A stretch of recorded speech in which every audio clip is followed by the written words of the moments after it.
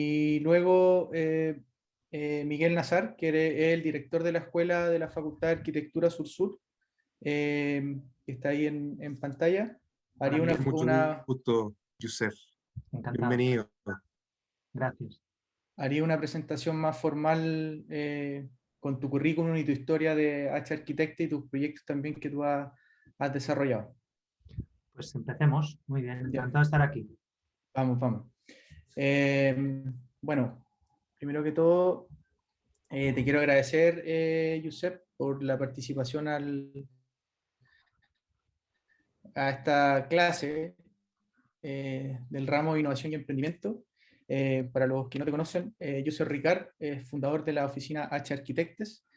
Fue mi profesor guía y evaluó mi examen final de magíster en Diseño y Producción de Espacio de la Universidad Politécnica de Cataluña en Barcelona. Admiro mucho tu persona, tu empatía, tu participación, creo que fue con lo que más me quedé del magíster, tus reflexiones y tu motivación y profesionalismo por la arquitectura, del cual me empapé y aprendí a observar fuera de la caja, a innovar y ver la arquitectura con otra mirada y otro sentido. Creo que por eso nos encontramos reunidos el día de hoy en esta clase de innovación y emprendimiento con estudiantes, con mis alumnos, que son los 8 que te nombraba antes, para poder transmitir un poco de ti a ellos y un poco de la oficina. Además, aprendí que la arquitectura tiene un lugar, una memoria y una acción, así lanzamos nuestra idea. Creo mucho también en el proceso de diseño, que creo que es fundamental. El compañerismo y las multidisciplinas son esenciales para realizar proyectos como los que nos va a presentar hoy Youssef, fundador de H Arquitectes, en el marco de la dimensión constructiva del material en ladrillo. Y me gustaría también dejar una pregunta abierta. ¿Cómo sentimos los materiales el día de hoy? Dicho eso, le doy el pase ahora a Miguel Nazar, que es el director de la Escuela de la Facultad de Arquitectura Sur-Sur, para que haga una presentación tuya y comencemos con la clase. Bien, muchas gracias, Javier. Primero agradecer a Javier, docente del curso de profundización disciplinar 1 de la mención de innovación y emprendimiento, por invitar a Youssef. Sin duda para nosotros es un honor tenerte acá en primera instancia de manera remota. Esperamos poder tenerte alguna vez de manera presencial acá en Concepción. Voy a presentar un poquito más formal, digamos, el currículum de Youssef Ricard Uldemolins. Ahí, si es que no pronuncio muy bien el catalán, te pido disculpas. Arquitecto de la Universidad Politécnica de Cataluña y profesor de la Escuela Técnica Superior de Arquitectura del Vallès, ETSAP de la UPC, donde también realizó labores de investigación con la beca para la formación del profesorado universitario del Ministerio de Educación. Ha sido profesor invitado y conferencista en universidades e instituciones americanas, Tecnológico de Monterrey, la Universidad de Texas de Dallas y de Europa en París. Agrego acá también lo que estaba comentando Youssef, de que estaba terminando también de realizar clases en Harvard recientemente. Socio fundador del estudio de arquitectos H Arquitectes, su obra ha merecido el reconocimiento de varios premios, tanto por obra construida como en concursos de ideas, y la publicación en medios nacionales e internacionales. Muy bienvenido, Youssef.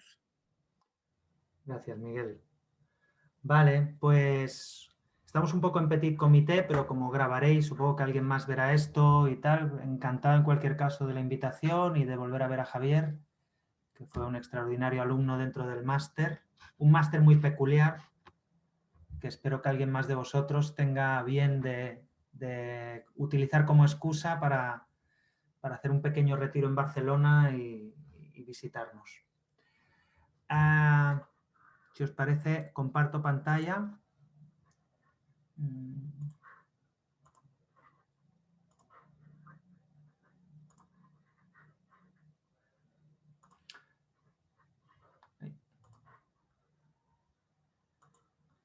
¿Veis mi pantalla? ¿Sí? Vale. Sí, todo bien. Vale. Bueno, no sé hasta qué seguro que algo de innovación habrá y algo de idea de investigación, innovación, proyectación seguro que habrá en lo que os explique.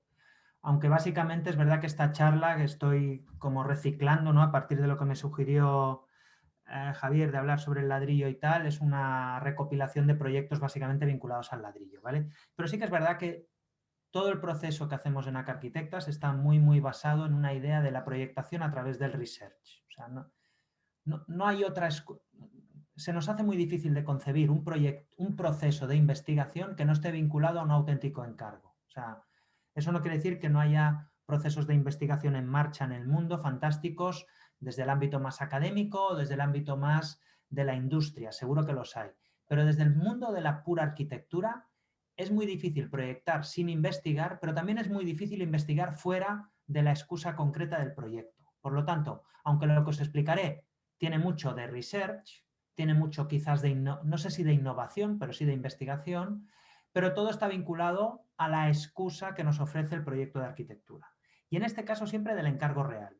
Una de las cosas que nos caracteriza desde que éramos jóvenes es que siempre nos ha interesado construir. Por lo tanto, tenemos un proceso de selección tanto de concursos como de clientes muy basado en el filtro de si eso realmente va a llegar a buen puerto. Si eso realmente va a poder ser algo construido y si hay verosimilitud del proceso.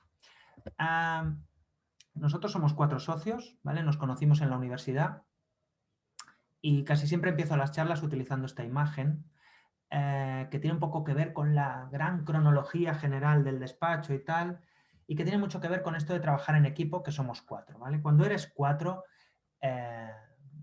es muy difícil. Una de las condiciones claras que nos ha permitido trabajar conjuntamente es alejar de la mesa del debate el deseo personal, el deseo particular, no la ambición personal, que eso es distinto, el deseo, la idea del deseo. Eso no quiere decir que no se pueda proyectar arquitectura desde el deseo, pero cuando proyectas desde el deseo tienes que proyectar necesariamente solo. Es muy difícil proyectar con el deseo trabajando en equipo.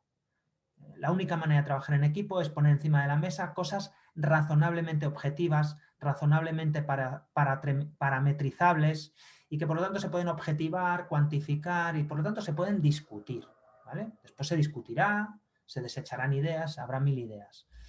En ese sentido, uno de los lugares comunes que hemos compartido los 4 desde el principio del despacho es este interés por la arquitectura no representativa, por la arquitectura sin lenguaje, ¿vale? Por aquello que llamó Bernard Rudowski la arquitectura sin arquitectos, ¿vale?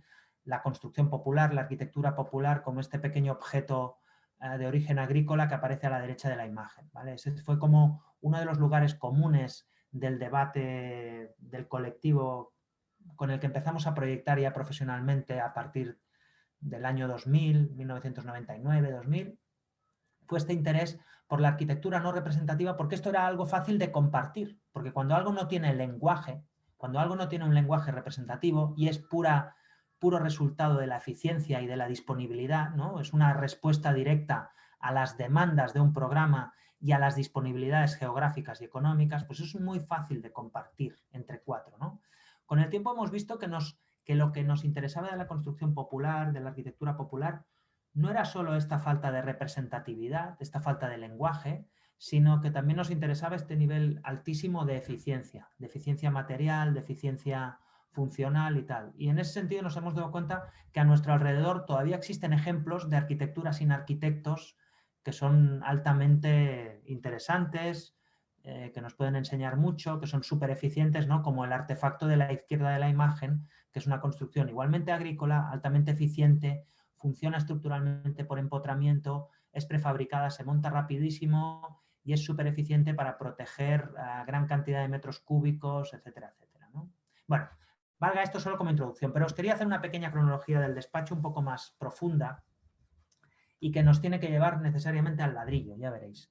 En este sentido que compartíamos, que os explicaba de este interés por la construcción popular, en realidad era tan fácil como sentir interés por el tipo de construcción que nos rodea en nuestros pueblos. Nosotros vivimos en el área metropolitana, muy cerca de Barcelona, pero en pueblos o pequeñas ciudades que básicamente están construidos desde este tipo de vivienda entre medianeras que llamamos vivienda aparejada, ¿vale? que tiene un lenguaje así muy poco representativo, vivienda popular, sin autor, ¿no? Y nuestros primeros años, este lugar común que era la construcción popular, fue un lugar común o un interés o una línea de investigación que estaba basada básicamente en la analogía. Nos interesaba formalmente, compositivamente. Por lo tanto, nuestras primeras casas básicamente lo que intentaban era imitar los sistemas compositivos de este tipo de construcción popular de casa entre medianeras, ¿vale? Por lo tanto, nos dimos cuenta de la proporción de los huecos, nos dimos cuenta de los colores, nos dimos cuenta de que si hacíamos un parking para coches teníamos que hacer desaparecer el hueco porque ese hueco no estaba en la tradición compositiva y constructiva de este tipo de casas, ¿no? Por lo tanto, nuestros primeros esfuerzos fueron de carácter compositivo.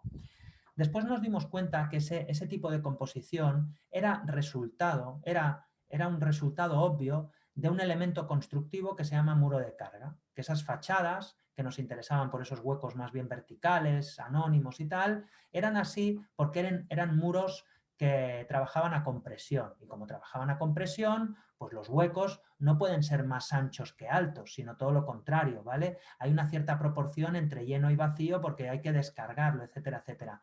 Y a partir de ahí, esta fue una casa que fue la primera casa que hicimos donde la fachada y también la estructura portante son muros de carga, son paredes de ladrillos que están soportando el peso de la cubierta, ¿vale? Y por eso estos huecos tienen una proporción y por eso la masa entre los huecos tiene una medida, etcétera, etcétera. Entonces empezamos a ver que detrás de esa analogía formal había unas razones constructivas. El siguiente paso fue ver que un muro de carga no es un elemento estructural o constructivo, es un sistema. Es un sistema, es decir, los sistemas murarios tienen muros de carga, muros de traba, tienen unas luces estructurales que no van entre los 3 y los 5 metros, están hechos con productos altamente disponibles, están en casi todas las tradiciones constructivas que hay en el mundo, excepto en las nómadas o las muy altamente reversibles. Y es un sistema, no es solo el elemento fachada, sino que es una composición en la cual, ahora profundizaré más en ello, pero lo más interesante de ese sistema es que genera un efecto que es muy emocional en el fondo, porque todos lo percibimos en ese tipo de construcción que reconocemos como antigua, popular, que a casi todos nos gusta, y es que la estructura es la estructura y también es la forma del espacio. Estructura y forma del espacio son la misma cosa. Y eso es algo súper potente, que después de 20 años nos sigue pareciendo fascinante y lo seguimos cada vez más utilizando en nuestra manera de proyectar. La identificación entre estructura y geometría del espacio. El siguiente paso fue ver que no solo era un sistema constructivo estructural, sino que también era un sistema del confort, que los sistemas murarios, los sistemas con muros de cargas y trabas, no solo definen la geometría del espacio, no solo son un sistema estructural completo, sino que normalmente también se pueden identificar con una manera de producir un confort, porque los muros gordos, nos pueden aislar, nos dan una inercia que atempera el clima interior, son transpirables, normalmente los huecos son tradiciones constructivas que están muy bien orientadas, que fomentan la ventilación cruzada. Por lo tanto, no solo es un sistema estructural, también puede y debe ser, si está bien entendido y nos miramos los buenos ejemplos, veremos que también es una manera de producir confort en la vivienda. Ahora mismo en lo que nos encontramos es en intentar generar todo esto, la idea de construir el confort desde la estructura, y además estamos intentando hacerlo con muros de una sola hoja. O sea, con un elemento, con un muro que es capaz de producir todo esto sin necesidad de hacer una hoja exterior, una hoja interior, un aislamiento en medio, etcétera, etcétera. Sin intentar hacer multilayers, sino realmente que con un monomaterial, con un muro de un solo material, consigamos producir tener todos estos atributos, ¿vale? Esta es un poco la cronología que dentro del mundo de la vivienda, sobre todo, que es donde más hemos trabajado en ladrillo, pero no solamente, cómo nos hemos ido moviendo, ¿no? Entonces, esto que os decía, que fue nuestra llegada a la idea al interés por las construcciones murarias, y específicamente con el ladrillo, que básicamente el ladrillo es un tema de pura disponibilidad, es un producto más que una materia. Un ladrillo es un producto, pero es arcilla cocida, ¿no? Entonces, en nuestro territorio, supongo que en Chile también irá por zonas, pero son productos altamente disponibles, ¿vale? Y eso en la construcción vernácula, en la construcción popular, en una construcción altamente eficiente, la idea de disponibilidad es súper importante, ¿no? Eso no quiere decir que trabajemos en ladrillo porque evidentemente nos gusta, nos explica cosas que ahora os diré, ¿no? Pero básicamente nuestra entrada en el ladrillo fue porque era un producto de alta disponibilidad y que estaba en este tipo de tradición constructiva vinculada a los sistemas murarios.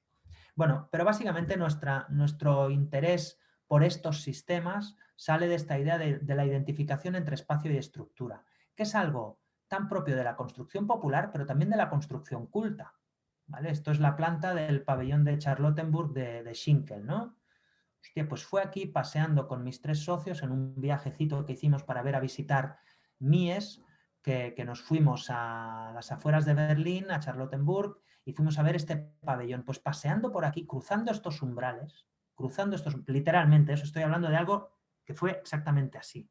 Paseando, cruzando umbrales, vimos el poder fabuloso de esta cosa que hemos llamado en el despacho siempre espacio-estructura, espacio y estructura, y que mucho mejor que nosotros lo define Ignacio Paricio diciendo esto, ¿no? Que son sistemas constructivos donde estructura y espacio se identifican, no, perdona, que estructura y cerramientos se identifican.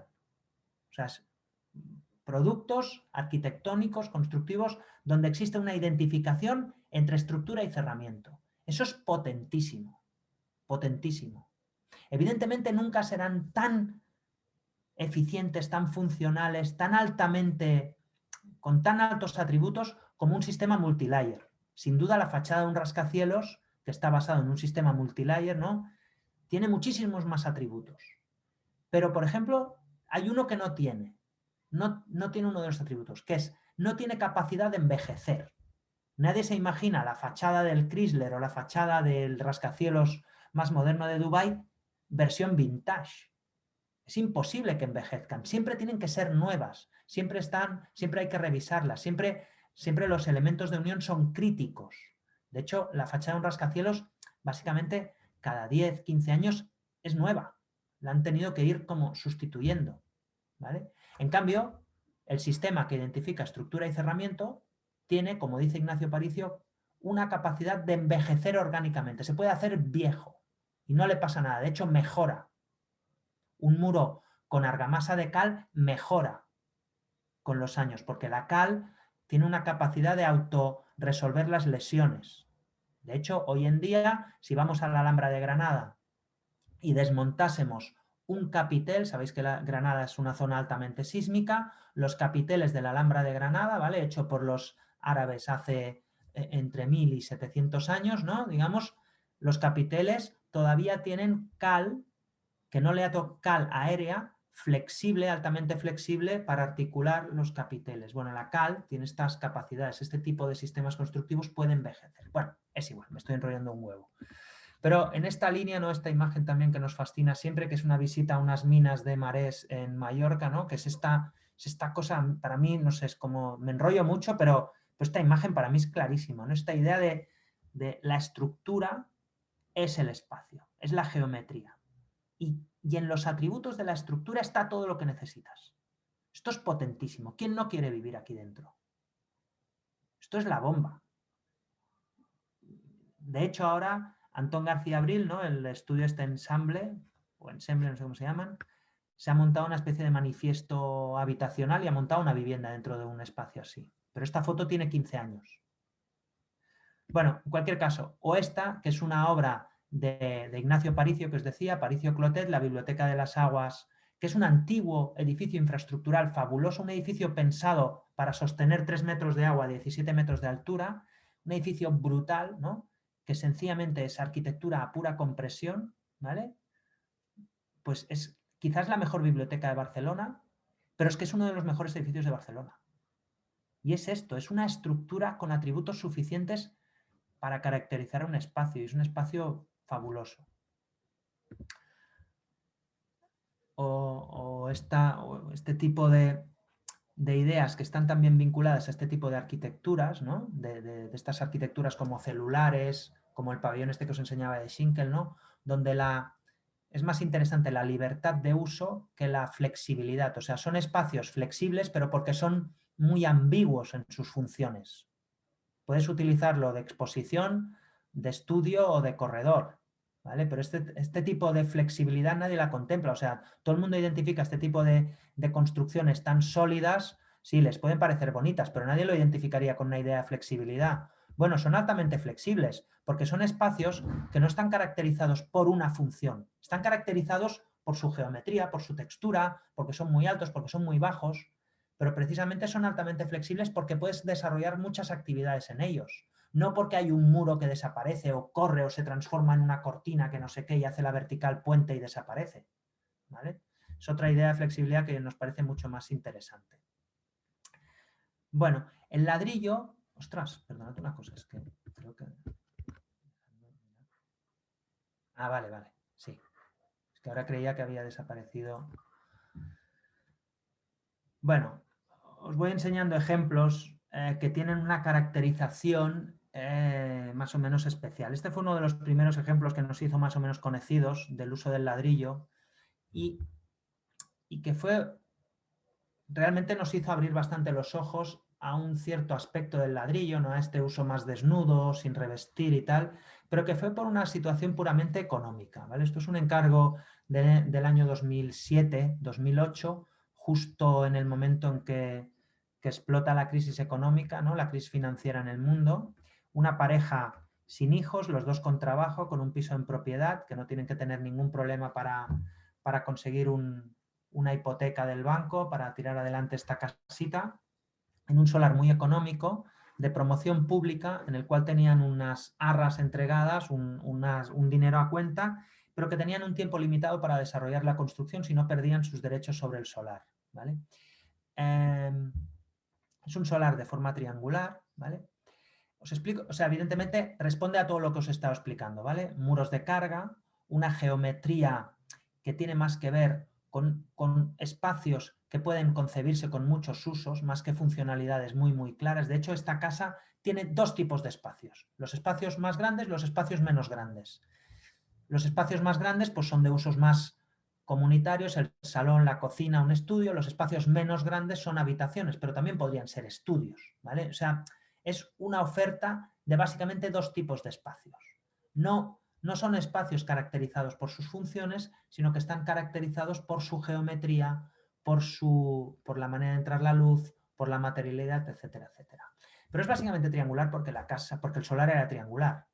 Y era nuestra manera de hacer el pabellón de Schinkel, pero en un solar triangular, ¿no? Pues una estructura donde estructura y cerramiento del espacio es lo mismo, muros de carga, y con este tipo de espacio que llamamos celular, ¿no? Que más o menos puedes decidir en qué pieza haces qué, sin más allá, básicamente solo te queda determinada la cocina porque tienes que poner una serie de máquinas y electrodomésticos, pero el resto es bastante libre de interpretación. Lo interesante de esta casa es su historia o su cronología económica, ¿vale? Que es lo que nos llevó a este uso del ladrillo desnudo, pero sobre todo de ladrillos que son ladrillos estructurales pensados para ir revestidos. O sea, aquí lo que se produjo fue esto.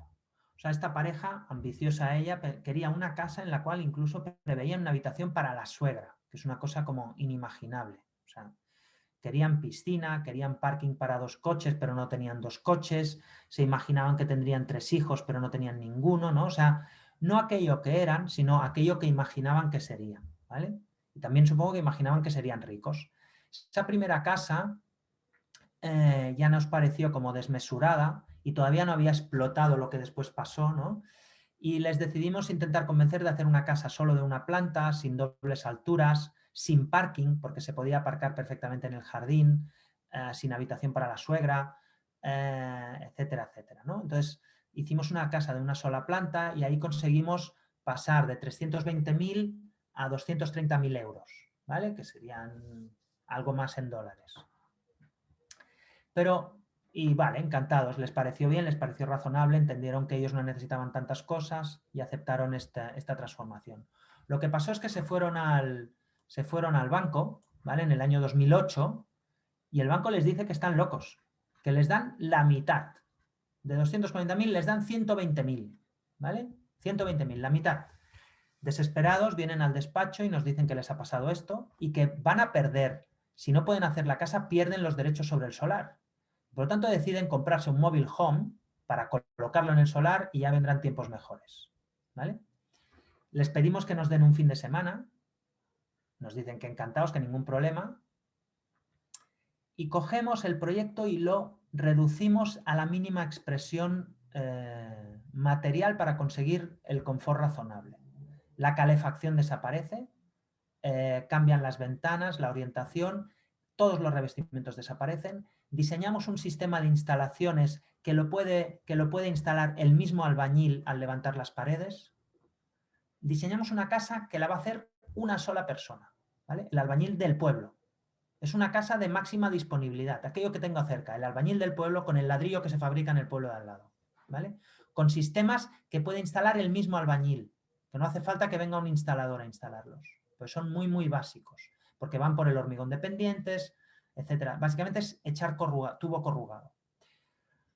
La siguiente llamada es al constructor que había dado el precio, el que nos parecía mejor, para que aceptase. No le íbamos a cambiar los precios unitarios, no le íbamos a cambiar el precio de la pared de ladrillo, pero le íbamos a decir que iba a ganar la mitad de dinero, porque si hay la mitad de partidas, vas a ganar la mitad de dinero. Y él aceptó jugar a esto porque ya veía que la crisis era muy fuerte y que había que probar sistemas constructivos más austeros, ¿vale?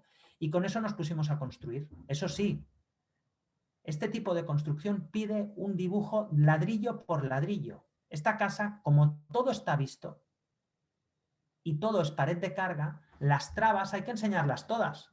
Cuando unes una pared con otra, eso se ve todo, lo que llamamos cremalleras.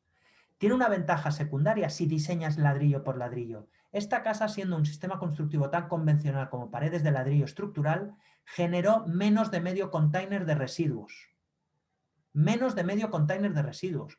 3 metros cúbicos de residuos. Esto es increíble en una construcción de 120 metros cuadrados de construcción convencional. ¿Pero por qué? Porque aquí todos los ladrillos estaban diseñados, todos los cortes de los ladrillos estaban pensados.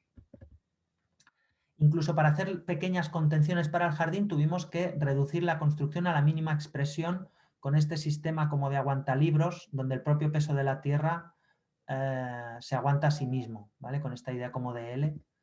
¿Veis las esquinas? Como el ladrillo no se corta, o si se corta en otro sitio para... O sea, aquí casi no hay mermas, casi no hay residuo, ¿vale? Por dentro se quitaron todos los revestimientos. Y aquí fue donde descubrimos que era mejor. Pero era mejor sobre todo si el ladrillo que utilizabas era un ladrillo pensado para ir revestido. Primero porque si va pensado para ir revestido es un ladrillo que tiene el poro abierto. Los ladrillos cuando están pensados para ir vistos les cierran el poro, los hidrofugan, ¿vale? Entonces, cuando tú hidrofugas un ladrillo deja de ser transpirable.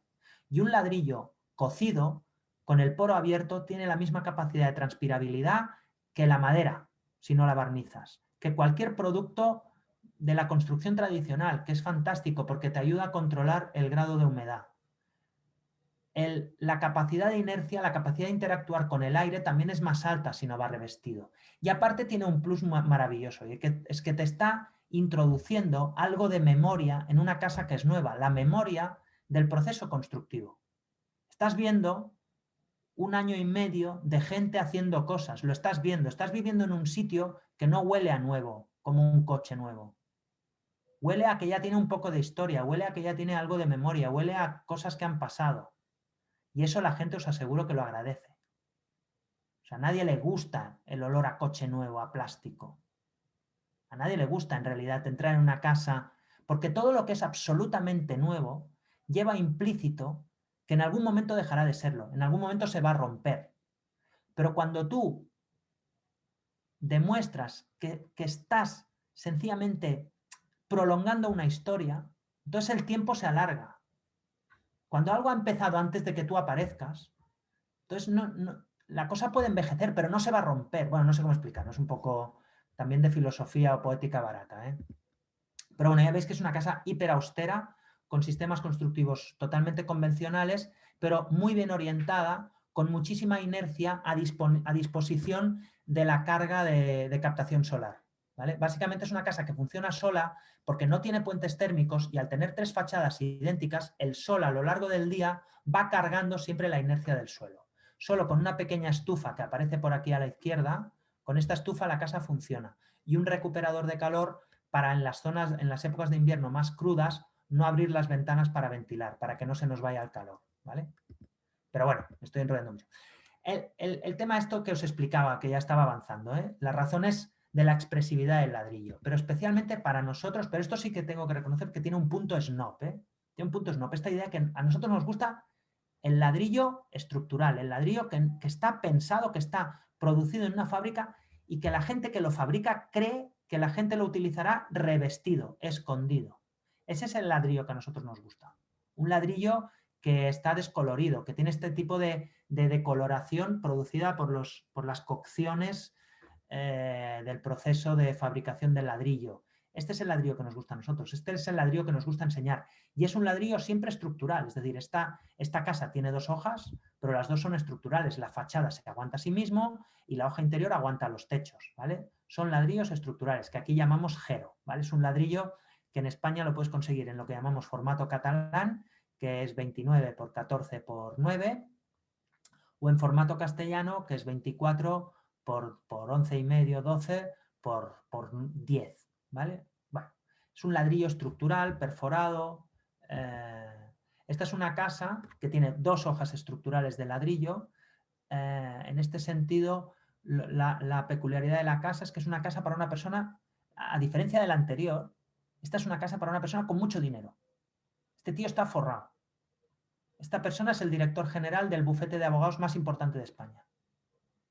Pero es un tío cultísimo. Es una persona hiperculta que hizo un pequeño concurso privado donde buscó arquitectos que hiciesen paredes. Una cosa muy rara. Es decir, este tío buscaba un despacho cuyas obras se caracterizasen por tener paredes. Cosa que en la arquitectura contemporánea no es tan evidente. Nos encantan, ¿no?, los grandes ventanales, las desapariciones, este tipo de arquitectura metafísica que hace ver que los techos flotan, que las paredes desaparecen. Nosotros no nos interesa ese tipo de arquitectura, ¿vale? ¿Y este tío por qué buscaba este tipo de arquitectos? Porque tiene una fantástica colección de cuadros, ¿vale? Y necesitaba un arquitecto que le hiciese paredes para colgar cuadros, ¿vale? Entonces, nosotros nos gusta hacer paredes. Parece una cosa, una obviedad, pero no es tan evidente, ¿eh?, que hay arquitectos que les guste hacer paredes. A muchos arquitectos les gusta hacer cristal, hacer desaparecer las paredes, hacer desaparecer las estructuras, hacer trucos de magia. Nosotros no. Nos gusta ver cómo se aguantan las cosas, etc. Nos gusta que la estructura lo explique todo. Bueno, la peculiaridad de la casa es que sí que hay cosas que desaparecen, pero es aquello que está entre muros, ¿vale? Esta casa no tiene salón. Lo que tiene son 2 porches que actúan como galería en invierno y como porche en verano, ¿vale? Que es este espacio intersticial que hay entre las cajas. La caja de en medio es la caja de la cocina, el gran salón cocina, que es el compartido, la caja de la derecha para los críos, la caja de la izquierda para los padres. Todo el mundo bien separado en su atmósfera, compartiendo unos espacios muy bonitos que son lo único que se parece a un salón en esta casa. Ellos nos dijeron y cumplieron que no querían un salón, que no querían salón con tele, ¿vale? Lo que se parece más al salón es este porche. Bueno, aquí veis las 2 hojas estructurales. Este es el ladrillo estructural que os comentaba. Ya veis que es el mismo por dentro que por fuera. Por fuera es un muro autoportante, que es la fachada. Por dentro es el muro estructural que sostiene el forjado. Y este es el espacio intersticial que se aguanta de muro a muro, ¿vale?, produciendo estas situaciones, estas discontinuidades que actúan como porche, como umbráculo. En verano las carpinterías se repliegan completamente. Ya veis que siguen siendo este tipo de productos absolutamente convencionales, absolutamente industriales, totalmente pensados para ir revestidos, pero diseñados intencionalmente para dejar vistos.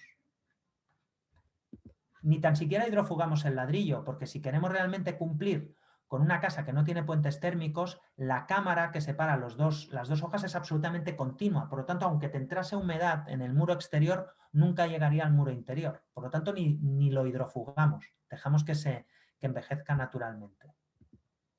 Estos son estos porches y en cambio esto es dentro de las casas. dentro de las cajitas, perdón, ¿vale? Aquí también nos gusta mucho a nosotros utilizar esta idea del contraste, del umbral. Hay una explicación que a mí me fascinó cuando tenía 19 años o así, que fuimos a estudiar a Estados Unidos con Roger, con mi socio. Me acuerdo leer un texto muy bonito que había escrito Schinkel, el arquitecto austríaco instalado en Los Ángeles, Schindler, que explicaba lo que para él era la arquitectura. Y para explicar lo que era para él la arquitectura, el tío explicaba una anécdota personal, ¿no? Que era, explicaba cómo una vez estando dentro de una pequeña construcción agrícola en Siria o no sé dónde, o en algún sitio desértico, ¿no? Con la pared apoyada contra una pared, con la espalda apoyada en una pared de una construcción que te la imaginabas como oscura, en sombra y tal, ¿no? Con el frescor de ese muro, pues al atravesar el umbral de esa pequeña construcción agrícola hacia la luz, ¿no? Al atravesar el umbral, el tío explicaba que en ese contraste, en ese umbral, es donde él entendía que residía la naturaleza de la arquitectura, ¿no? Esa idea de contraste, de umbral. El umbral siempre es una cosa que nos ha interesado mucho, que va muy vinculado también a la idea de muro. Entonces esta casa también, al pasar de una atmósfera a la otra, aunque el material es el mismo, pero van cambiando los colores para generar esta situación como más de naturalidad o de exterior, de naturaleza exterior, y un poco de cultura, entre comillas, que es dar condición de material al color y llevarlo solo en las caras interiores, generando estos pequeños contrastes entre las cajas y los porches. Vale. La idea de comportamiento en el despacho también nos interesa mucho. La idea de, hemos descubierto que todo lo que nos interesa, si no hay un suceder, si no hay tiempo en la ecuación, en realidad nada de lo que nos gusta en el despacho podría existir si no existiese el factor tiempo. Porque lo que nos interesa es el comportamiento de las personas en los edificios, el comportamiento de las estructuras, el comportamiento de la envolvente, el comportamiento del edificio. Y eso sin tiempo no existe. Y eso, llevado a la definición más básica y que creo que en general todos compartimos, o deberíamos compartir en el momento en que nos encontramos de la arquitectura, es que debemos abandonar la idea de la arquitectura objeto. Los edificios no son objetos, los edificios no son esculturas, los edificios no son, la arquitectura no es la ambición de generar una escultura inalterable en el tiempo. El David de Miguel Ángel seguramente es inalterable o casi es eterno. No todos los cuadros lo son, pero algunos deberían serlo.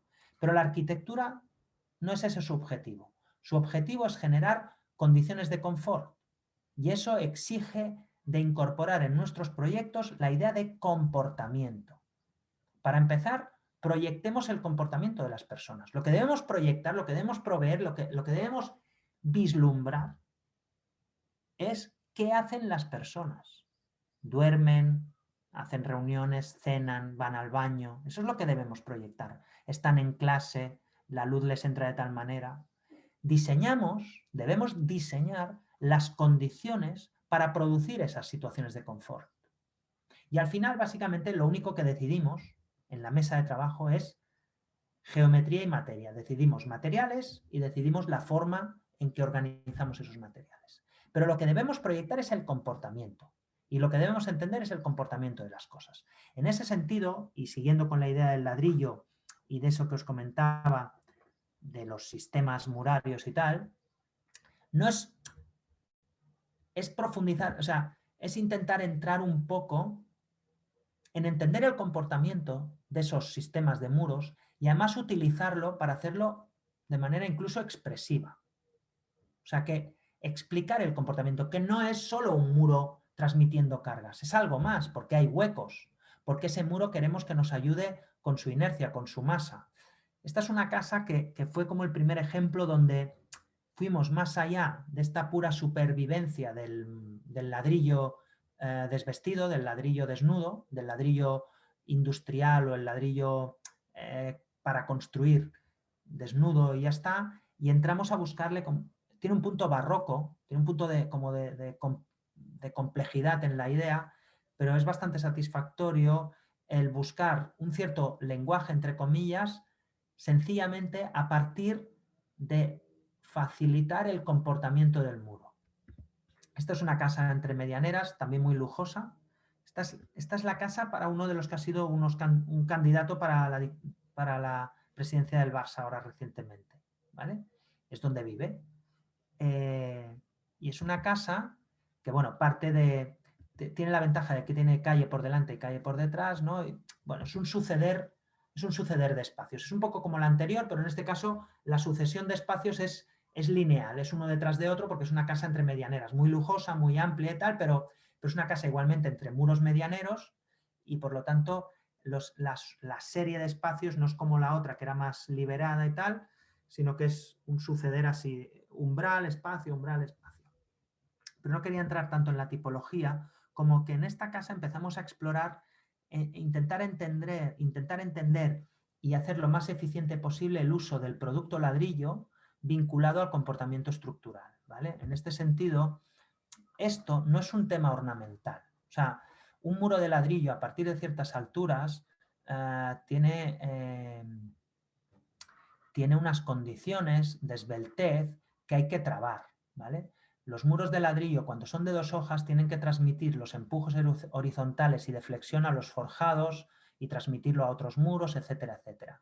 Y eso lo resolvemos generando lo que llamamos zunchos, que actúan un poco como tendríais que imaginar, ¿no? Como una bota de vino. ¿Os imagináis una bota de vino de madera, ¿no? Seguro que os podéis imaginar perfectamente que tiene esos cinturones metálicos, ¿no? Que la rodean, ¿no? Frente al empuje horizontal del peso del líquido que contiene la bota, ¿no? Ese cinturón cada vez aprieta más. Cuanto más empujas, mejor funciona el cinturón, ¿no? Si no, en realidad la bota de madera se desmontaría si estuviese muchos años sin líquido dentro, ¿vale? Pues un poco eso es lo que hacen los zunchos o círculos estructurales, ¿vale? Eso tiene que ver con estos cambios de ritmo, ¿vale? Pero sobre todo con una cosa. A nosotros lo que nos fascina siempre, nos ha fascinado es intentar resolver el máximo de cosas con un solo producto. Con un solo producto, pero con distintos comportamientos. Es decir, entonces cuando tú haces un muro, también tienes que asumir que vas a hacer huecos. Y cuando haces huecos, tienes que asumir que este muro no solo se está comportando a compresión, no solo tiene unas fuerzas que van bajando, también tiene unas fuerzas que trabajan a flexión, porque encima de este muro, encima de estos huecos, tiene que haber una viga, tiene que haber un elemento que trabaje a flexión, ¿vale? Esta casa conseguimos resolver estos dinteles con los mismos ladrillos. Esta casa no tiene vigas encima de los huecos. Estos son unos dinteles que son ladrillos armados con un tipo de varillas que después, por un tema de formato, para no cambiar el formato, como podéis ver, este dintel encima de esta ventana da toda la vuelta y se convierte también en este zuncho que os comentaba. Aquí también da toda la vuelta porque aquí está conectado con el forjado. Aquí vuelve a dar toda la vuelta. Y aquí en realidad hay porque en algún sitio de la casa hay una ventana y lo que intentamos fue que todo el sistema fuese a todo lo largo en todos los muros. Bueno, pero básicamente lo que se nota más aquí es esta idea de que las fuerzas a compresión ponemos el ladrillo más denso y por lo tanto más resistente abajo y el ladrillo más grande, menos denso y menos resistente arriba, ¿vale? Bueno, esta combinación de esfuerzos, de fuerzas de comportamiento, para resolverlas, asumimos que también es un sistema compositivo del muro. Y es básicamente lo que pasa en esta casa, ¿vale? Que todos estos sistemas, ¿vale? Se van generando, se van trasladando a todos los muros de la casa. Los dinteles armados cerámicos se trasladan a todo lo largo de la casa. Los zunchos que conectan con los forjados se trasladan a todo lo largo de la casa. Y es un sistema constructivo, compositivo, estructural. Entonces, ese muro ya no solo es estructura, también es comportamiento. Es todo. Y además es hermoso. Aquí veis como el despiece, ¿no? Todo el sistema, o sea, generamos dibujos a escala 1,2, 1,5, 1,10 de todos los ladrillos. Y los ladrillos se ponen siguiendo nuestros planos. No es una textura, no es una trama de un plano. Es un dibujo donde hay ladrillo por ladrillo. Y esto, bueno, es este suceder que vuelve a haber una cierta idea de contraste entre espacios no pintados, espacios pintados. ¿Veis cómo el color no lo giramos? Porque consideramos que el color blanco es una materia. Entonces, es un material. El color es un material. Si girase la esquina sería sencillamente un revestimiento. En el momento en que no gira la esquina el color, le das una condición de materialidad. Tiene su propio grosor aunque sea de micras. Si sencillamente se dedica a girar esquinas, lo estás como bajando de categoría. Bueno, es este suceder de umbrales y aquí vais viendo todo el rato como esta expresividad basada en llevar al máximo, pedirle al máximo a la estructura, que la estructura de ladrillos intente resolverlo todo, no solo la compresión, sino también la flexión de los huecos. Incluso esta, ¿eh?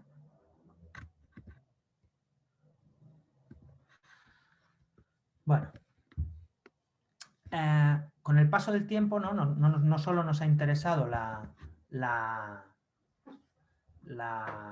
el comportamiento estructural, sino también el comportamiento térmico, ¿no? Entonces, en esta casa, lo que os comentaba antes, la disposición de los muros y los huecos tiene que ver con generar una ventilación cruzada.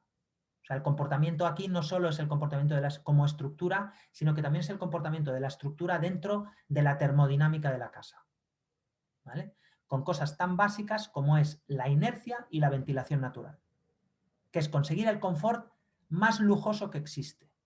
El máximo confort es aquel, si consigues estar en condiciones de confort, pero tu cuerpo identifica que esas condiciones son de carácter natural, no hay mayor lujo para una persona, para un ser humano, para un ser vivo.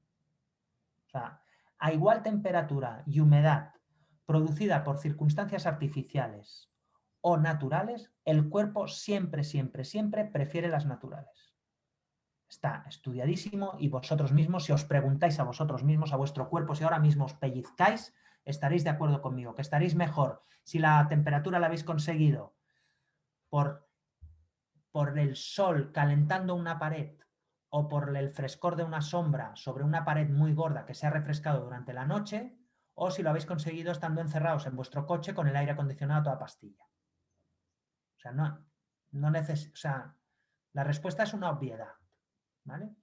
¿Que necesitamos a veces apoyar con sistemas artificiales? Puede ser, pero cuando más basados, o sea, la arquitectura que nos interesa en el despacho es aquella que está trabajando, haciendo evidente lo invisible. Y lo invisible es aquella combinación entre los fenómenos naturales y físicos y la arquitectura. La gravedad, la termodinámica, la arquitectura tiene que convertirlas en confort. No confiando en una máquina que la diseña un ingeniero, aunque la necesitemos para auxilios. Esta casa funciona así, funciona prácticamente sola.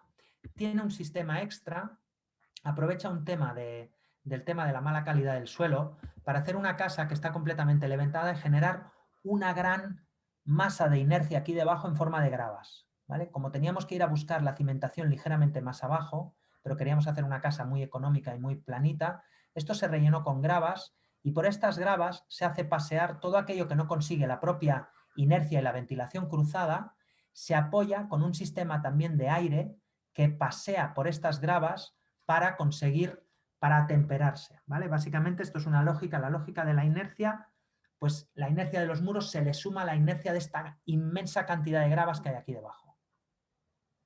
Aparte de las tradicionales fórmulas de ventilación cruzada, efecto chimenea, etcétera, etcétera. Aquí volvéis a ver este ejemplo del dintel cerámico armado, ¿vale? Intentar resolver con ladrillo tanto como se pueda los esfuerzos a flexión. Es una casa otra vez súper austera, ¿vale? Y aquí veis estas rejillas que en verano, pues el aire se pasea mucho rato por esta cámara para refrescarse y salir por aquí. Bueno. Otra idea vinculada al ladrillo.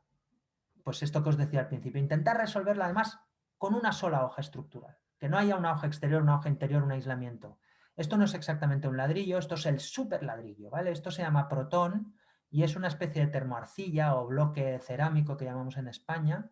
Son bloques que por su baja densidad, su amplio grosor y su diseño en la gestión del aire, de las cámaras del aire, reducen muchísimo la conductividad y por lo tanto se considera que tienen un comportamiento también como aislamiento, ¿vale? La termoarcilla es un invento que se hizo en Yugoslavia en los años 50, ¿no? Estaban arruinadísimos, necesitaban un producto para hacer casas rápidamente que fuese estructural, aislamiento y todo a la vez, ¿no? Inventaron la termoarcilla.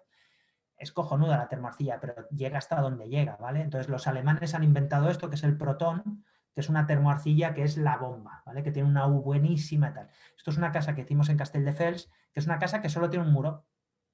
Solo tiene un muro, que es estructura, o sea, sostiene los techos, es aislamiento, porque tiene gran cantidad de aire y baja densidad. Tiene inercia, porque es muy grueso y por lo tanto tiene capacidad de acumular el calor cuando sobra calor y devolvérnoslo cuando nos hace falta. Tiene todo. No es súper perfecto, no en todo es excelente, pero tiene muchas cosas suficientes como para plantearnos de hacer una casa de un solo muro, ¿vale? Monobloc. Y esta es la casa. Entonces, lo único que no tiene es que como trabaja por geometría, las termoarcillas se unen entre ellas por geometría y por lo tanto no son absolutamente muros estancos. Un muro de este tipo, sea con termoarcilla o con protón, necesita que una de las caras esté revestida para evitar infiltraciones, ¿vale? Aquí se decidió revestir las caras interiores de las habitaciones, dejando sin revestir las caras exteriores, incluidas las caras exteriores que dan a estos espacios intermedios que no están climatizados y que actúan como unos buffers bioclimatizados, captando la mejor orientación de mañana y de mediodía para generar espacios calientes en invierno de manera natural. Y es desde estos espacios, este es el tipo de plano que se hizo para hacer el despiece de todos estos super bloques, ¿vale? Y sencillamente es una geometría muy sencilla de habitaciones alrededor de estos espacios polivalentes, cuya única deformación es para respetar algún árbol y para generar una dislocación para poder entrar en la casa. ¿Vale? Es la casa de un solo muro. Evidentemente, cuando trabajas con esta idea de inercia y ventilación y muros estructurales y dejar los materiales, también tienes que incorporar en tus diseños aquello que odiamos los arquitectos, que son las instalaciones. Hay que proyectar las instalaciones. Esto no se proyecta solo, no es una decisión del instalador ni de un ingeniero. Nadie está preparado para diseñar instalaciones vistas si no es un arquitecto. Entonces, forma parte del reto del proyecto. ¿Vale? Este es este espacio bioclimatizado que genera aire atemperado a las habitaciones que lo rodean. Las habitaciones además tienen un soporte de un pequeño radiador y mucha ventilación cruzada, donde la chimenea natural es también este mismo espacio que se calienta una parte de la fachada para estirar del aire y que en verano todo el aire de las habitaciones salga por arriba a través de estos lucernarios. Vale, y para acabar os explico este edificio, que es un poco más sofisticado todavía, pero básicamente es llevar un poco al límite, o sea, si hemos llevado desde esa casa que os explicaba un poco al límite el uso del ladrillo en su comportamiento estructural, ¿vale? En este edificio hemos llevado el ladrillo al límite para que también nos ayude a gestionar y dar forma, dar atributos al aire, ¿vale? O sea, esto es un edificio, un equipamiento en Barcelona, ¿vale? Es una escuela de adultos que básicamente había que conservar una fachada patrimonial en una esquina. La estrategia es como muy sencilla, hay que conservar esta fachada de esta antigua fábrica de artesanía de cristal, ¿vale? Entonces, lo que decidimos es que esta fachada, que es la fachada sur, que tiene unos grandes huecos porque esto había sido una fábrica, pero también son huecos como muy altos y muy descompensados, no nos servía para vincularlos directamente a las aulas, porque implicaba hacer aulas muy altas y aulas que tenían en una planta mucha luz y en otra planta muy poca. Entonces, la primera decisión del proyecto es dar un paso atrás, generar un patio entre la fachada patrimonial, la fachada protegida y la nueva fachada de las aulas. Esta gestión, esta generación de este patio intermedio permite hacer detrás 3 forjados cuando la fachada es pensada para 2 forjados. Generar una luz homogénea entre los huecos de la antigua fachada y el hueco que generas vertical, etc., ¿no? Entonces, la primera decisión fue por razones puramente lumínicas. Pero a partir de esta decisión de construir este patio de luz, nos dimos cuenta que este patio tenía que ser un atrio en invierno, es decir, un espacio cerrado, captador del sol, porque esto es ASUR, que pretratase, precalentase el aire de renovación de las aulas y que en cambio en verano tenía que ser un patio, además generar muchísima ventilación, mucha sombra y también dar atributos al aire, ¿vale? Es decir, esto es una estrategia muy sencilla. Es decir, cuando tú tienes un edificio con 25 adultos dentro de aulas muy pequeñas, porque esto es un solar muy pequeño, tranquilo que en invierno no hay problema. Con la carga interna no necesitas calefacción alguna. 25 adultos son unas bestias. Están produciendo calor sin parar, ¿vale? Para tener calor en invierno, ningún problema. El problema es en verano, ¿vale? Que hay que ventilar muchísimo para deshacerte de ese exceso de calor que producen 25 adultos también en un aulario. si tienes eso claro, el edificio casi funciona solo. ¿Dónde tiene una fuga? Pues que en invierno no tienes suficiente con esos 25 adultos porque algo de aire tienes que renovar un poco de aire, entonces ese aire es muy importante que lo pretrates para que no te entre frío, ¿vale? Porque es en la renovación del aire que se nos va esa energía, esa carga interna propia de los 25 adultos, ¿vale? En verano necesitas una ayuda para mover todo ese aire, ¿vale? Entonces, el edificio lo que hace básicamente es dos grandes inventos. Por un lado, los muros estructurales de ladrillo se geometrizan para generar conductos para todo ese movimiento natural del aire. El aire se mueve de manera natural, pero lo conducimos a través de la geometría de la estructura. Y por otro lado está este invento de la cubierta, que no nada tiene que ver con el ladrillo, pero que es interesante, que son unas chimeneas solares, que es por pura geometría y materia, un efecto invernadero que en verano es potentísimo, pero es una geometría fija. Está pensada para que en verano el sol la caliente muchísimo, para producir temperaturas de 70 a 90 grados en la cubierta del edificio y producir un efecto invernadero brutal que genera un aire tan caliente arriba que asciende rapidísimamente y eso es sustituido por todo el aire interior del edificio. Con este invento conseguimos mover 15.000 metros cúbicos hora de aire de manera natural, por un puro efecto físico, por pura termodinámica. Las aulas tienen otra vez más muchísima inercia, o sea, la estructura da forma, la estructura, voy siguiendo aquí con el... Todo es estructural, ¿vale? Todos los muros son estructurales y de ladrillo. Pero como veis no hay paredes de traba, porque estas paredes queríamos que fuesen muy flexibles por si esto cambiaba en un futuro y dejaban de ser aulas y eran oficinas, etcétera, etcétera. Por lo tanto, los muros de carga, que son estos muros paralelos que estoy señalando con el mouse, ¿vale? Tienen que autoestabilizarse. Se autoestabilizan generando esta especie de cuernos, ¿vale? Que son muros de traba, ¿vale? Que no solo sostienen el muro, sino que además generan estas cámaras que van a ser los conductos de ventilación de las aulas, ¿vale? Por lo tanto, la estructura no solo se autoestabiliza, sino que formaliza el hueco por el que pasa el aire y además, como tiene mucha inercia, está dando atributos al aire. Parece una planta como muy básica, muy simplona, pero es bastante sofisticada, ¿vale? Evidentemente también está haciendo lo más primario, que es geometrizar estos patios, ¿vale? Que están dando atributos al aire. O sea, el muro, la estructura, la combinación entre lo viejo y lo nuevo está generando unos patios que atemperan, pretratan el aire antes de que entre en las aulas y despachos. Pero básicamente el edificio es una sucesión de muros de carga y también la geometrización del techo tiene que ver con la gestión no tanto del aire como de las instalaciones. O sea, este sistema tan modular, tan básico, tan primario, está hecho así para ayudar un poco a la acústica de las aulas, pero también para dar un orden a unas instalaciones que iban a ser low cost y para que quedasen un poco ocultas y un poco bonitas, se hizo un sistema que además nos ahorraba estar muchas horas en la obra, porque le dábamos como una pauta al instalador diciéndole: la primera cabea una luz, la tercera cabea paso de telecos, la cuarta cabea ventilador, etcétera, etcétera, etcétera. O sea, eran planos de replanteo relativamente sencillos, dándole instrucciones sobre cada hueco de la estructura del techo, qué tipo de instalaciones tenía que tener. Bueno, estos son muros de carga, donde aquí introdujimos un producto bastante interesante, que es este ladrillo transparente, que es muy bonito porque es macizo y durante el día, como hay más luz fuera que dentro, se ve negro por fuera, pero por dentro veis que son puntitos de luz y de noche pasa a la inversa. Como hay más luz dentro del edificio que fuera, por dentro se ven negros y por fuera ves puntitos de luz en toda la fachada. Y es un ladrillo macizo de cristal, ¿vale? Esta es la fachada, este patio que se convirtió en atrio, ¿no? Y que tiene que ser captador en invierno, es un invernadero murario. Entonces, ¿cómo haces un invernadero? Un espacio captador, pero con muros de carga.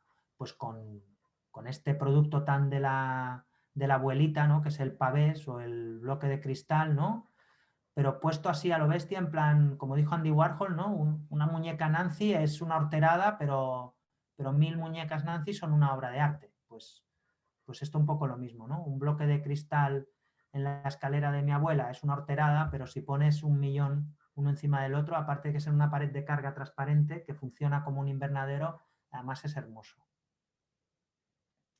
Bueno, ahora veremos un poco este comportamiento o no. Bueno.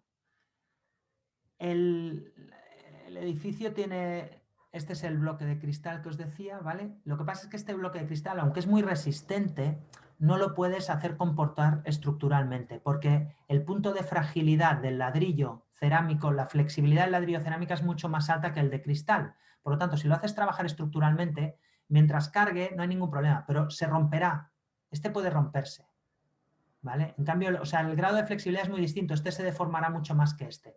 Por lo tanto, había que ponerlo a unas separaciones tales que las descargas pudiesen, digamos, driblar, entre comillas. O sea, esto en realidad es como un hueco. Esto es un hueco estructural, el ladrillo. Y aquí veis las chimeneas solares que hacen todo este efecto geométrico. Una chimenea solar necesita una capa absorbente, una capa transparente, que en este caso es un puro plástico, y una capa, una capa captadora, que es la transparente, y una capa absorbente, que es un plástico negro, que tiene cero inercia, que sencillamente a la que le toca el sol empieza a calentarse. Y todos estos 40 centímetros de aire contenidos entre la lámina negra y la lámina transparente se ponen muy calientes y por lo tanto tienden a ascender. Y como tienden a ascender, las aulas, que están todas conectadas, envían el aire aquí dentro. Pero bueno, básicamente lo interesante es entender todo este comportamiento estructural, no solo para dar inercia al espacio, sino también para conducir el aire, que el aire hace esta transición de la calle a los patios, de los patios a las aulas, pero de las aulas sube al tejado porque la propia geometría estructural ha ido generando estas cámaras para que pueda ascender. Vale, me he enrollado mucho y creo que llevo 1 hora y de hecho me parece que con estos muros de ladrillo... Ah, bueno, aquí vemos la sección, perdonad. Vale, aquí se ve, el aire en realidad hace más cosas, pasa por un patio, se refresca todavía más con un tubo canadiense, pero bueno, por simplificarlo un poco, que entendáis que se pretrata en el patio, pasa a las aulas y la chimenea solar genera esta succión ascendente y el aire sube y sale por esta chimenea. Esto es muy potente, porque esto es un edificio público, esto es un equipamiento que trabaja el clima por superficie, no por aire. O sea, el aire se mueve y ventila, pero nosotros lo que calentamos o enfriamos son las superficies. Es el suelo, son las paredes, ¿vale? Eso es una cosa que es clarísima, que a mí me parece una evidencia y me parece el mejor punto de las paredes de ladrillo, de los muros de carga. Y es que estás poniendo la energía en la pared. Poner la energía directamente en el aire es un mal gasto, porque el aire, por definición, hay que sustituirlo muchas veces, hay que renovarlo muchas veces en un espacio que sea sano y salubre. Si lo estamos renovando constantemente y nos dedicamos a calentar o enfriar directamente el aire con una máquina, lo que estamos es gastando un sinfín de energía. Lo que tenemos que hacer es atemperar las superficies y que el aire se pasee por las superficies. Este edificio calienta las superficies y diseña de manera natural el movimiento del aire. Esta es la chimenea más o menos desarrollada. Y estas son las simulaciones, porque esto no lo hace... O sea, el concepto de termodinámica lo podemos tener los arquitectos, pero esto hay que hacer simulaciones con ingenieros, si no esto no funciona, ¿eh? Este es el patio sur y este es el patio norte, que hacen un poco la misma función. Me interesa este edificio mucho desde la termodinámica. Entiendo que desde el ladrillo también es bastante espectacular, pero que lo bonito es el ladrillo geometrizando el aire, no solo el espacio, ¿vale? Bueno, me he enrollado mucho, Javier y Miguel, me sabe mal, pero bueno, estamos más o menos on time, ¿vale? Habíamos dicho 45 minutos, ha sido 1 hora y espero que os haya gustado. No sé si tenéis alguna pregunta o si queréis comentar algo. Te felicito, Josep. El último edificio, o sea, creo que la cantidad de horas que le tienen que haber dedicado a hacer esa investigación, uno, la parte de la reestructuración del edificio, que eso es lo que me encanta de Cataluña, es mantener esta pátina del paso del tiempo, lo antiguo, como fachada exterior. Y segundo, lo que tú hablas de la termodinámica, a través de, creo yo, de una transdisciplina en trabajar con algún ingeniero a la par que también esté conectado con la arquitectura, eh, en cómo resolver muchas veces lo que tú mencionaste, esta confort natural de un espacio interior para poder habitarlo. O sea, creo que es fundamental y lo que hace muy enriquecedor los proyectos en general en los que tú desarrollas junto al equipo. O sea, no sé, ahí te hago una pregunta, ¿cuánto es el tiempo que ustedes se toman aproximadamente en desarrollar un proyecto? Yo sé que son de diferentes escalas, pero toda esta investigación, yo creo que meterse en el, en el ladrillo propiamente tal, si bien lo vemos puesto de diferentes formas, que un material noble, claro, ustedes le dan una vuelta tremenda y además hacen arquitectura eh, como la termodinámica, por ejemplo, que enriquece mucho más la zona de las personas que van a habitar el edificio. Sí. Yo creo que hay varias cosas que se han convertido en certezas del despacho después de 20 años, ¿vale? Y además han sido progresivas, acumulativas, es un proceso de decantación. Desde este interés casi formal por la construcción tradicional hecha con muros de carga, no hemos dejado de ir añadiendo atributos, atributos, atributos.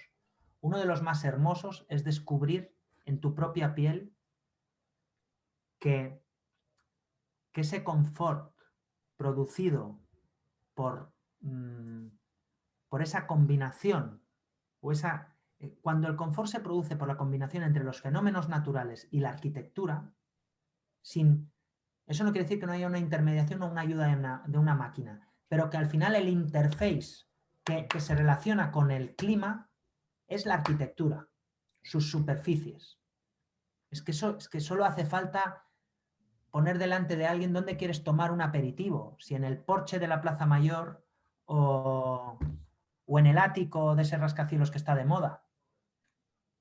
Pues, bueno, no sé, a no ser que seas un snob y un idiota y vayas a ligar seguro en el ático, tómate el aperitivo en el porche de la Plaza Mayor, a la sombra de una arcada, no por el vintage, no por la nostalgia, no por la memoria, que también, sino porque la sombra, la ventilación, hostia, es que es que eso, no sé, es que a todos nos ha pasado cuando estás tomándote un arroz con tus amigos, que notas la brisa del mar y dices, es que no puedo estar mejor. Eso es una certeza que a mí me fascina, algo tan básico. Y lo hemos llevado al mundo que nos interesa. Eso solo existe cuando proyectamos arquitecturas que hacen que en combinación, que en colaboración, que en complicidad con los fenómenos naturales producen un confort. Y eso la arquitectura muraria tiene una ventaja infinita. También lo puedes conseguir con otros sistemas, ¿eh? Por ejemplo, te puedes aislar muchísimo con arquitectura de madera, por ejemplo, ¿no? También es otra manera de concebirlo, ¿eh? También estás generando condiciones de confort desde un elemento natural, ¿vale? O desde una materialidad muy honesta y desde la superficie, etcétera, etcétera, ¿eh? O sea, pero es lo mismo, ¿eh? La historia es la misma. Eso por un lado. Por otro lado, este tipo de arquitectura, evidentemente, son procesos de investigación y estos siempre son largos procesos. Larguísimos procesos. Un día, Benedetta Tagliabue, que odio la mayoría de cosas que hace, pero un día dijo una cosa que tiene mucha razón. Ningún proyecto interesante de este despacho ha durado menos de 10 años. Desde que ganamos el concurso, este edificio que os enseñaba el último es el proyecto, tenía de numeración del despacho, 2010 no sé qué, o sea, era del año 2010. Lo estrenamos en el año 2018. O sea, estuvimos 8 años entre que ganamos el concurso y se inauguró. Pues no quiere decir que estés trabajando 8 años, pero se parece bastante. Nosotros somos un despacho, no es que trabajemos 24 horas al día, trabajamos muchísimas horas, pero sobre todo lo que hacemos es meter muchos recursos en los proyectos. Muchos recursos quiere decir que nosotros somos un despacho de 20 personas que estamos haciendo proyectos que otro despacho convencional lo haría con 5 personas. O sea, esto que os enseño son 20 años de obra. No os penséis que estamos haciendo esto cada año. Estamos haciendo una de estas cosas al año. Somos 20 personas trabajando. a sueldos ridículos, pero lo hacemos porque hace falta ese nivel de recursos para poder hacer planos ladrillo por ladrillo. Pero no porque seamos unos fetichistas como Flores Pracho. Es que hay que dibujar ladrillo por ladrillo para Pensé poder en colocar los ese... mismos. Sí. Pensé en lo mismo, Freddy. Perdón. Hay que dibujar ese ladrillo de cristal, hay que dibujar dónde va, si no quieres que se te rompa. También es hermoso, ¿eh? Y lo que hacen Flores Prats es hermosísimo, ¿eh? Pero que ellos realmente son barrocos formalmente, ¿no? Bueno, que hay que echarle muchas horas. Y lo otro que decías, mira, aquí hay un tema con lo invisible que es importante. O sea, culturalmente, desde los años 50 más o menos, y a nivel global, hemos dado una prioridad absoluta a la percepción visual de las cosas. El sistema perceptivo visual es el más rápido de los sentidos, eso es evidente, es el que más rápidamente nos permite entender las cosas, pero es el menos sofisticado. Pero como es el más rápido, socialmente hemos decidido que es el mejor. De hecho, si comparáis un periódico de los años 50 con un periódico contemporáneo, lo que veréis es que en los años 50 no ponían ni una foto en el periódico. Todo era letra. Y hoy en día todo es imagen. Porque es el más ágil tal. La arquitectura también ha caído en eso. Pero socialmente, sobre todo, el problema y el peligro de eso es que hemos decidido que aquello que no vemos, todos, no solo los arquitectos, la sociedad, aquello que no vemos, que es el aire está, pero no lo vemos, hemos decidido que es una cosa que no atañe a la arquitectura. Que el aire, su temperatura, sus cualidades, sus atributos, no es una responsabilidad de la arquitectura. Es decir, el clima, el confort, hemos decidido que no es una responsabilidad de la arquitectura, porque como nos llega a través del aire, no la vemos, pues que lo resuelva una máquina. ¿Y dónde ponemos esas máquinas? En un sitio que tampoco queremos ver, evidentemente, azoteas, fachadas de atrás, etcétera, etcétera. ¿Quién lo resuelve eso? ¿Y quién está encantado de resolverlo? Los ingenieros, el lobby ingenieril, las fábricas. La legalidad misma está concebida. La legalidad actual, la certificación actual sostenible, ecoeficiente y tal, está fundamentada en el lobby ingenieril. Todo se trata de demostrar la eficiencia de las máquinas, no de las casas. Tenemos que estar todo el rato demostrando la eficiencia de la máquina, no la baja demanda del edificio. Y eso es un problema. Y eso tiene que ver a que nos han comido la tostada los ingenieros. En ese sentido, ingenieros mal, feos, malos, sois malos. Ahora bien, todo lo que os he explicado, sin otro tipo de ingenieros es imposible. Hay ingenieros que son capaces de entender que hay que construir el confort desde la arquitectura. Y por lo tanto nos ayudan muchísimo haciendo simulaciones, viendo cómo se comporta esa arquitectura y buscando sistemas artificiales, pero para atemperar superficies. Porque eso es lo propio de la arquitectura.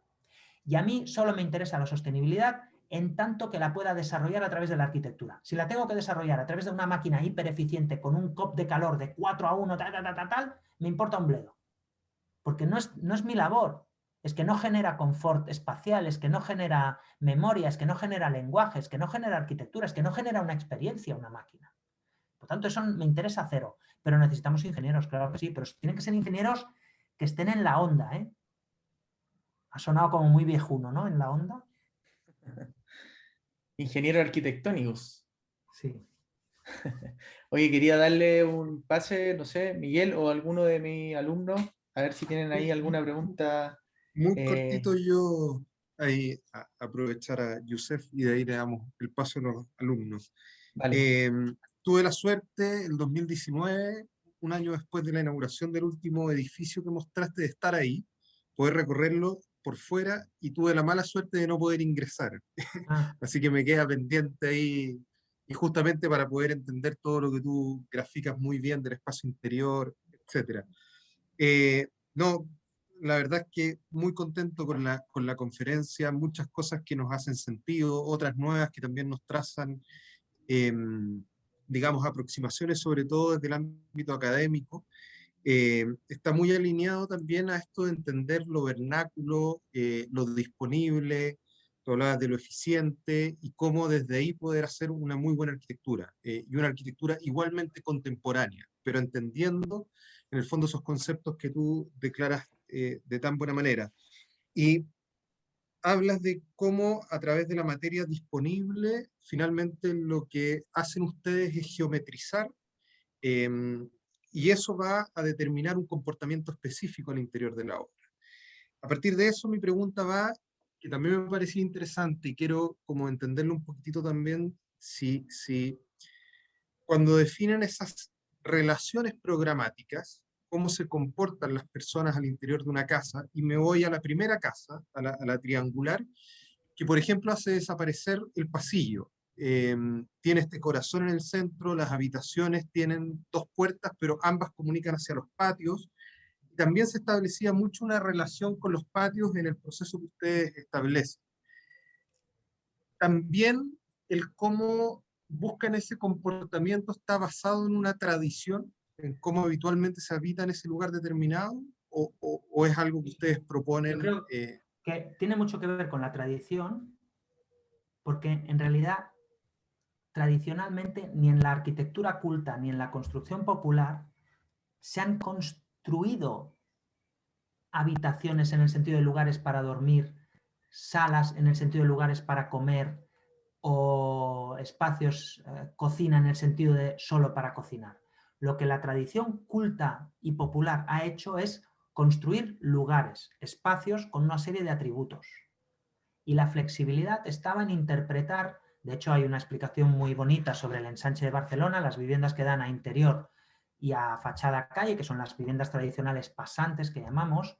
La gente, tradicionalmente las familias, hacían procesos nómadas interiores. En invierno ponían las habitaciones, dormían en la fachada que le daba el sol, en verano cambiaban, porque las estructuras habitacionales eran absolutamente espacios cuadrados súper generosos, súper altos. O sea, eso es lo que tenemos que hacer.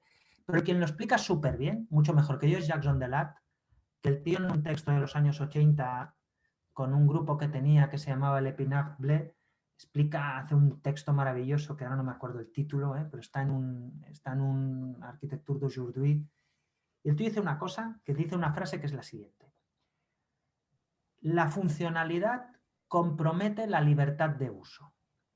Yo cuando lo leí me costó mucho, porque dices, hostia, este tío está como diciendo que funcionalidad y libertad son contradictorias, cuando son dos ítems de la arquitectura moderna, ¿no? La máquina para vivir, ¿no? Le Corbusier, el movimiento moderno, ¿no?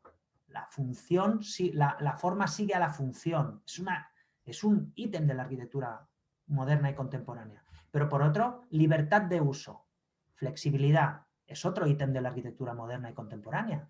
Ondelat te dice que, oye, una contradice a la otra. ¿Y qué te dice? Que cuando un espacio es altamente funcional, es decir, está especializado, pues es muy difícil que sirva para muchas cosas.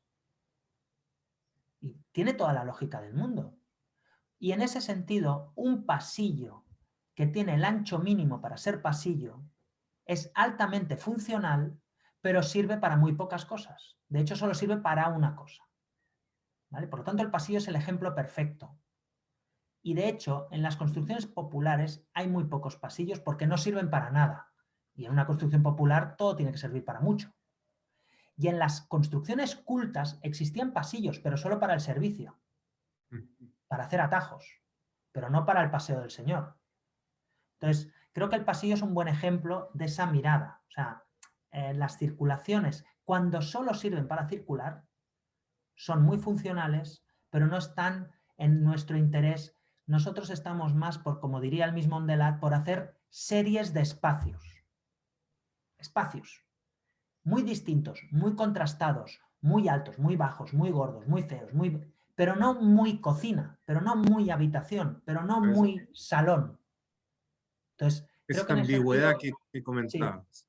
Sí, una ambigüedad que te permite interpretar donde quieres. El mismo Ondelat en este texto dice, jamás he comido mejor que en los... Habla de una casa que estuvo un verano, tal, jamás, en la Toscana o no sé dónde, jamás he comido mejor, dice, que en las escaleras de aquella villa. Que es como una frase como muy provocadora, ¿no? Pero dices, hostia, pues te empiezas a imaginar unas escaleras maravillosas mirando el paisaje, no sé qué, tal. Jamás he comido mejor que en las escaleras de esa villa. Jamás he dormido mejor que en el salón que no sé qué. Pues un poco eso, ¿no? Que los espacios tengan muchos atributos, pero que no sean especialmente funcionales. Eso genera disfunciones, ¿eh? Eso genera incomodidades, pero comparadas con el lujo de estar en un espacio muy alto. O sea, creo que otro problema para nosotros es que creemos sinceramente que el modulor es un error. O sea, creemos que la idea de que la escala humana es la que tiene que dar sentido a los espacios es absurda. O sea, nada nos gusta más a los seres humanos que sentir la monumentalidad, que sentir la dimensión, lo pequeño también, pero la idea de que todo tiene que estar como modulado por el ser humano, es que es un artificio, es pura metafísica, o sea, ¿eso quién lo ha dicho? O sea, no, es un puro ejercicio intelectual, ¿no? Bueno, no sé, me enrollo mucho, pero sí que en el sentido que decías, creo que lo popular y lo tradicional ya identifican este problema de los espacios monotemáticos o monofuncionales. Muy claro. Muchas gracias. Bueno. Josep, gracias Miguel. Le quería preguntar a alguno de mis alumnos que están aquí a ver si tienen alguna pregunta para Josep. Bueno, yo quería agradecer de partida, antes de entrar a alguna pregunta, este debate un poco del programa, de todo lo que se nos enseña, de todo lo establecido previamente. Me llamó mucho la atención la última conversación en base a la pregunta de nuestro director, porque como que te hace cuestionarte un poco, como salir de tu zona de confort, como de acatar a todo lo que se nos dice. Entonces eso me gustó mucho. La verdad es que estuve leyendo también una entrevista que hicieron a El País, donde mencionabas la frase de la cultura visual nos esclavizó, y que la mencionaste también, entonces ahí como que me respondiste antes de que preguntaran. Y que en verdad pienso lo mismo, o sea, al final todo termina siendo como estético, finalmente. Eso no quiere decir, tampoco nos engañemos, ¿eh? Porque nosotros, yo cuando era joven, cuando tenía vuestra edad, vino Toyo Ito a Barcelona, y era la época que éramos súper fans porque había salido la mediateca de Sendai, éramos fans a muerte. Entonces fuimos allí a la conferencia que tenía que dar Toyo Ito, este tío nos va a decir la verdad de la vida. Y además, antes de entrar, el tío había publicado un librito que se llamaba Escritos, y era todo letra, ¿eh? Todo ideas. Y yo dije, este tío sabe, este tío me lo va a explicar la realidad profunda. Entro en la charla, el tío empieza con la mediateca de Sendai, y la charla fue, por aquí se entra, aquí está la escalera, este es el baño. O sea, hizo una descripción, no explicó ni un concepto, ni una idea tal. Me cagué en todo en ese momento. Dije, vaya mierda, vaya pérdida de tiempo. Con el paso de los años me he dado cuenta que el tío fue bastante honesto, que es muy difícil transmitir o extrapolar ideas o ambiciones personales y tal, y casi que al final te queda como... Y nosotros lo hacemos mucho, yo describo los proyectos que hacemos. Intento también explicar conceptos más generales y tal, él no lo hizo, pero básicamente describo los proyectos. Y en ese caso siempre todo el mundo me viene y me dice, hostia, sí, tío, vale, funciona esto de puta madre, vuestros proyectos son engranajes perfectos, pero algo más hay. Es decir, y evidentemente, algo más hay. Es decir, no nos engañemos. Una cosa es un posicionamiento como el que os estoy explicando. Yo os estoy explicando posicionamientos. Creo que hay que tenerlos y creo que los nuestros son interesantes, se pueden compartir, podemos discutir. Son posicionamientos. Pero además se exige un número de horas suficientes peleándote con aquello que se llama la forma. Y esto sí que demuestra que me estoy volviendo un abuelo. O sea, hace 5 años jamás hubiese explicado esto. Pero es que es así. O sea, evidentemente el engranaje, el superinvento, la superidea, que todo funcione en una estrategia de cero es necesario. Y es la mejor manera de poder explicar un proyecto, desde lo estratégico. Pero no nos engañemos, hace falta una cierta también aproximación formal a las cosas. Porque ese engranaje perfecto es todavía más perfecto si conseguimos que tenga una cierta composición, que ligue con el paisaje, que le saques partido a las texturas. Y esto es así. Y eso también hace falta, ¿vale?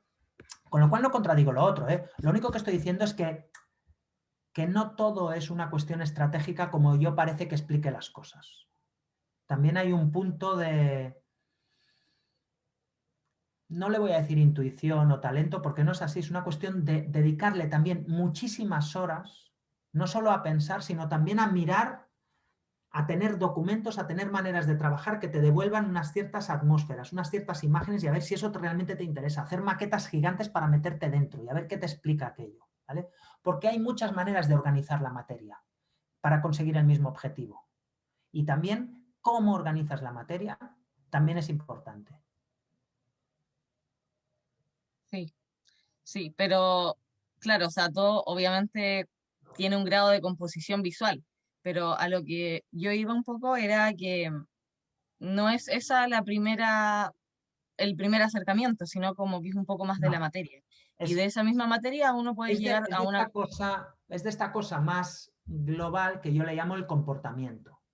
En el Mm, comportamiento, o sea, lo que os decía, ¿no? Proyectamos comportamientos, pero al final lo único que hacemos es cambiar las cosas de sitio, ¿no? Porque la materia está toda ahí, los productos están todos, el clima está ahí, el ladrillo que voy a utilizar mañana ya existe, ya lo han construido, ya lo han fabricado. O sea, todo está ahí fuera ya. Lo único que hacemos los arquitectos es cambiar las cosas de lugar. Esto estaba aquí, lo pongo encima y tal. Entonces, solo hacemos eso. Pero la idea del comportamiento es lo que es interesante. Entonces, una aproximación súper estratégica, pero en la estrategia también hay que incorporar no un lenguaje visual, no, pero sí la consecuencia formal de las cosas. La consecuencia formal de las cosas es importante. Y en ese sentido, mira, fíjate una cosa. Nosotros la verticalidad es una cosa que cada vez caracteriza más nuestros proyectos. O sea, no os he explicado una casa que hemos acabado ahora que tiene un salón que mide 5 por 6 metros en planta y mide 12 metros de alto. Y es la bomba, es increíble. Te lo puedo explicar en el sentido de que mira el flujo, la ventilación, es que el ruido de la calle, es que entonces hemos hecho un paredón y lo hemos hecho tan alto porque sí, el vecino que me hace sombra, me entra la luz. Te lo puedo explicar perfectamente así. Pero también hay un punto de que nos pone a 100 la idea de espacios súper verticales. Porque es una experiencia mucho más, con muchos más atributos, con mucho más especial. O sea, lo que tenemos que hacer, mira, es espacios no especializados, pero sí muy especiales. ¿Y en qué consiste un espacio especial? Eso cada uno puede tener muchas distintas aproximaciones. Siempre y cuando ese ser especial también esté en perfecta coherencia y armonía con una idea de comportamiento y de confort, fantástico. Pero tiene que ser también especial, tiene que tener unos ciertos atributos de la experiencia humana. Y la experiencia es táctil, pero también es visual, pero también es ergonómica, ¿no? También es como de cultural. Y en ese sentido, lo visual, pues sí, evidentemente tenemos que descargarlo, pero sobre todo también en el sentido de parcialidad. O sea, no, los arquitectos no dejamos de ser personas y por lo tanto nuestra percepción de los edificios es igual la mía que la de mi abuela que no hizo arquitectura. Es la misma, es una percepción subjetiva basada en la experiencia. Solo los arquitectos somos tan idiotas que creemos que entendemos un edificio por el hecho de haberlo visto fotografiado y publicado. Y decimos, este edificio es buenísimo. Bueno, es buenísimo, seguramente lo es, porque por algo lo han publicado y tal y cual. Pero cuando tú vayas a visitarlo, tu percepción no va a ser distinta a la tuya que la de una persona que no haya visto jamás esa publicación. Lo que nos debe interesar es la construcción de esa experiencia, no la abstracción de la publicación en una revista. Y en ese sentido es más peligroso lo visual.